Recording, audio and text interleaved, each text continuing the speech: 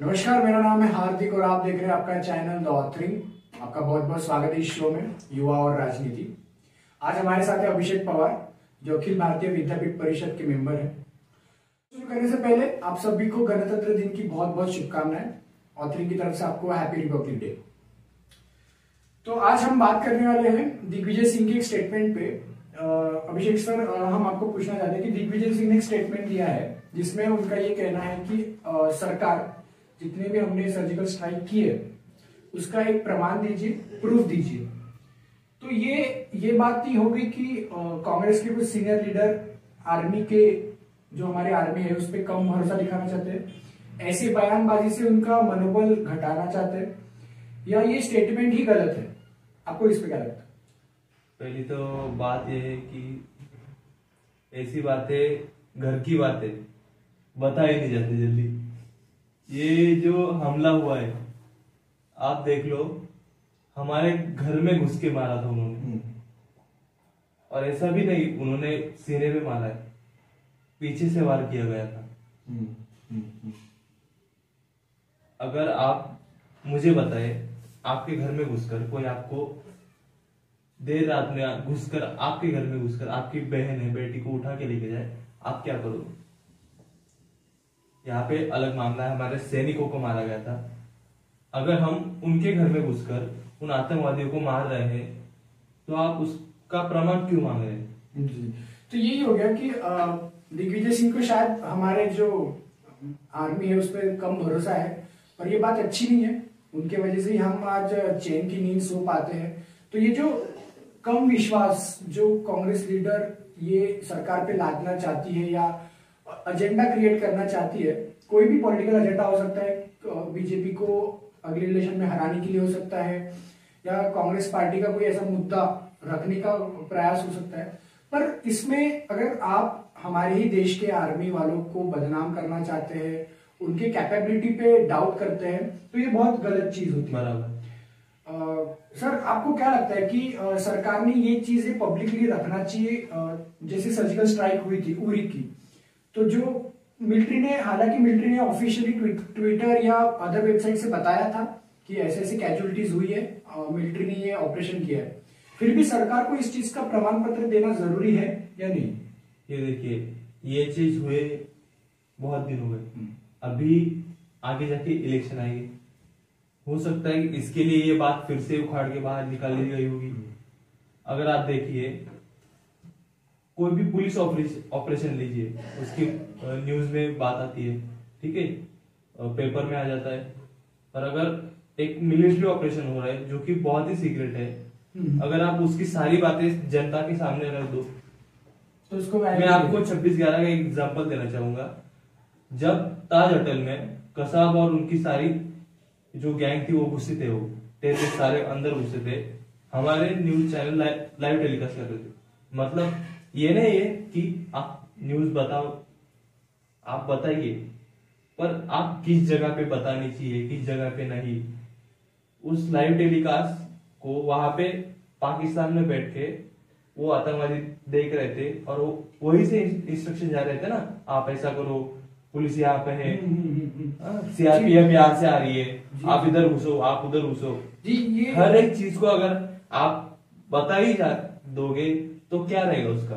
जी, ये अभिषेक सर ने जो टॉपिक रखा एकदम करेक्ट है।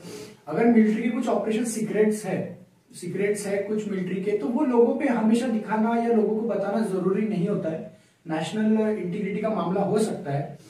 तो अगर मिलिट्री कुछ दावा करती है, सरकार कुछ दावा करती है, इस पे हमारा एक ही है, हम भरोसा करें और साथ दें। हमारे जो जवान थे उनपे पीछे से वार हुआ, उसके बाद हमारे आर्मी ने उस पर काउंटर अटैक किया जो दुनिया भर में फेमस हो गया। हम घुस के मारने वाले ऐसे देश में आ गए जो भी सहन नहीं करेगा।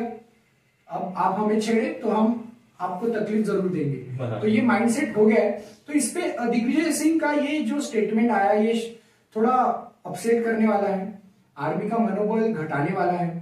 कांग्रेस का अगर एजेंडा है कि बीजेपी को नीचा दिखाए या बीजेपी को हराने के लिए, तो कुछ अलग रास्ता उन्हें निकालना चाहिए। पर डिफेंस ये उनकी ढाल नहीं बनानी चाहिए, डिफेंस की कुछ चीजें उन्होंने इसमें नहीं लानी चाहिए। वैसे हाल फिलहाल में देश में एक और ट्रेंडिंग टॉपिक चल रहा है कि बीसीसी ब्रिटिश ब्रॉडकास्ट कंपनी जो है उन्होंने एक नरेंद्र मोदी पे डॉक्यूमेंट्री बनाई है, काफी कंट्रोवर्शियल है। तो जेएनयू के कुछ छात्र इस चीज को प्रदर्शन में ले रहे हैं और प्रदर्शन ये चीज का कर रहे हैं कि वो हर कैंपस में वो डॉक्यूमेंट्री दिखाई जाए, पर जेएनयू या अदर अथॉरिटीज का कहना है इससे देश में कलेश हो सकता है, कंट्रोवर्सी बढ़ सकती है, कुछ लोगों को ये मतलब अच्छा ना लगे। तो सर इस पे क्या लगता है आपको कि किसी चीज इंसान पे, he is a prime minister, तो उनपे जो डॉक्यूमेंट्री अगर वो कंट्रोवर्शियल है तो ये लोगों के सामने दिखाना चाहिए या देश में शांति बनी रहे इसलिए ये चीजें बाइकआउट करनी चाहिए? पहले तो आप ये देखिए कि किसी भी देश के जो पीएम है वो उस देश की एक संपत्ति है, वो पब्लिक के लिए है, बराबर। उस चीज पे मूवी बना देना कुछ अलग बात है। अगर आप बाकी की चीजों पे बना रहे हो ठीक है, आपने अभी यहाँ पे बना दिए तो चलो आप जनता के सामने उसको रखो तो सही, थोड़े क्लिप्स आने तो दो, फिर हम डिसाइड करेंगे ना ये कंट्रोवर्सी है या नहीं। अगर आप हम तक आने ही नहीं दोगे तो हम डिसाइड कैसे करेंगे? जी बिल्कुल।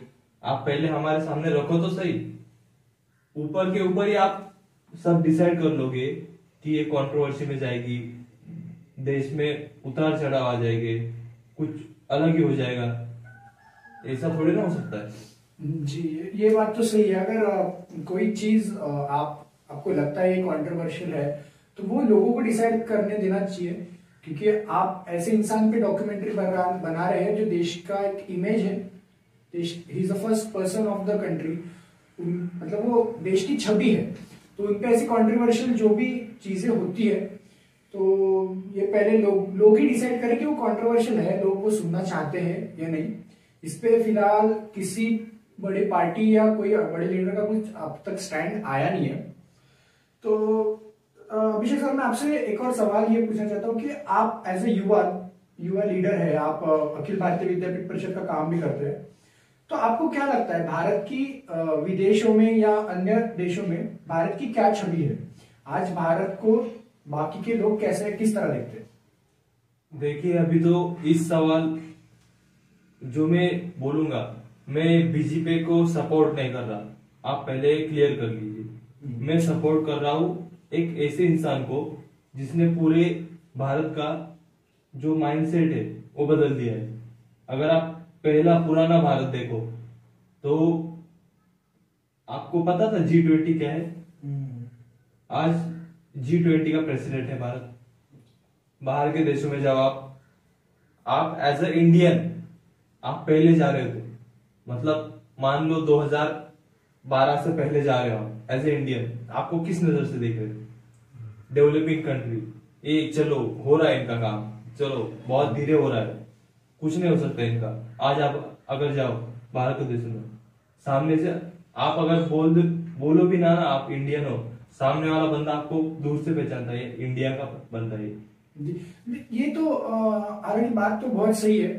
कुछ सालों में जो भारत की छवि बाहर के देशों में बढ़ी है, अभी हम दुनिया की 4 बड़ी इकोनॉमी में से आते हैं, एक हमारा एक एजेंडा हो गया है, लोग हमारी तरफ देखते हैं। तो ये जो छवि है ये, हाँ आप सही कह रहे हैं, किसी पर्टिकुलर इंसान की वजह से ही आई है, उनके मेहनत से ही आई है। तो है, हमें तो प्राउड होना चाहिए। हमारे देश जो जिस प्रकार से प्रगति कर रहा है, इट्स अ ग्रेट थिंग। तो देखिए दर्शकों, धन्यवाद आप सभी का जुड़ने के लिए, बहुत बहुत धन्यवाद अभिषेक पवार सर का, जिन्होंने वक्त निकाल के हमारे इस शो में आने का ट्राई किया। तो ऐसी ही न्यूज, डिबेट या कोई भी चर्चित चीज आप अगर कहना चाहे तो प्लीज हमारे कमेंट सेक्शन में डालिए, हम उस चीज पे बात करेंगे। और जो सच है, जो सही है, जो इस देश के लिए अच्छा है, वही हम आपके सामने लाने की कोशिश करेंगे। तो मेरा नाम है हार्दिक, आप देख रहे हैं युवा और राजनीति।